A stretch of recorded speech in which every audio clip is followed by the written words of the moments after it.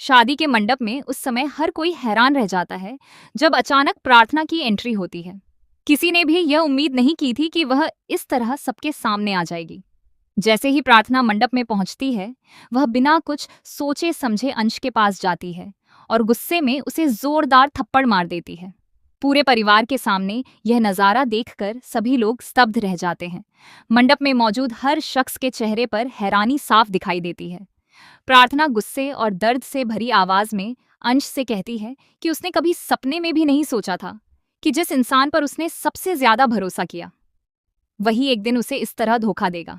वह कहती है कि उसके जाने के बाद अंश ने सिर्फ 1 साल के भीतर प्रेरणा से शादी करने का फैसला कर लिया। क्या इतनी जल्दी उसका प्यार खत्म हो गया?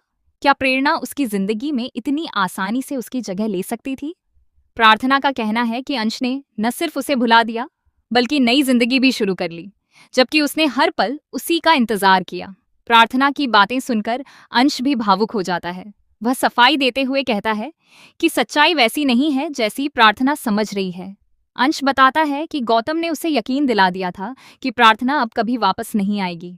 इतना ही नहीं, हालात भी ऐसे बन गए थे कि उसे लगा सब कुछ खत्म हो चुका है। अंश कहता है कि उसने जो भी फैसला लिया वह मजबूरी और गलतफहमी में लिया था, न कि बेवफाई की वजह से। लेकिन प्रार्थना अंश की कोई भी बात मानने को तैयार नहीं होती। वह साफ शब्दों में कहती है कि उनकी शादी अभी भी कानूनी रूप से खत्म नहीं हुई है, उनका तलाक नहीं हुआ है, और जब तक तलाक नहीं होता तब तक अंश किसी दूसरी लड़की से शादी नहीं कर सकता।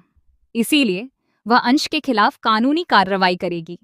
प्रार्थना कहती है कि अंश ने उसके विश्वास को तोड़ा है और उसके साथ बहुत बड़ा धोखा किया है। वह रोते हुए कहती है कि उसे कभी उम्मीद नहीं थी कि अंश भी गौतम की तरह निकलेगा।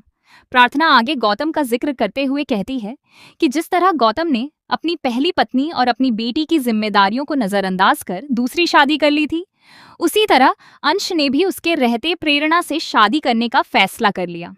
यही बात उसे सबसे ज्यादा तकलीफ दे रही है।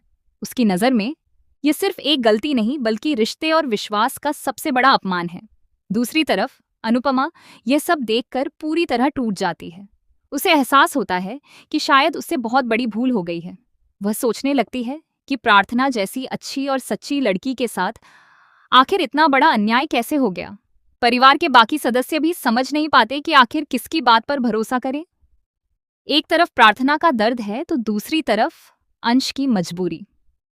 अब सबसे बड़ा सवाल यह है कि क्या प्रार्थना सच में अंश पर केस करेगी? क्या अंश अपनी बेगुनाही साबित कर पाएगा?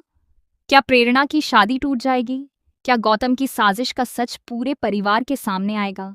और सबसे अहम, क्या अंश और प्रार्थना का रिश्ता एक बार फिर जुड़ पाएगा या हमेशा के लिए खत्म हो जाएगा? आने वाले एपिसोड में जबरदस्त हाई वोल्टेज ड्रामा, बड़े खुलासे और कई भावुक मोड़ देखने को मिलने वाले हैं जो कहानी को पूरी तरह बदल देंगे।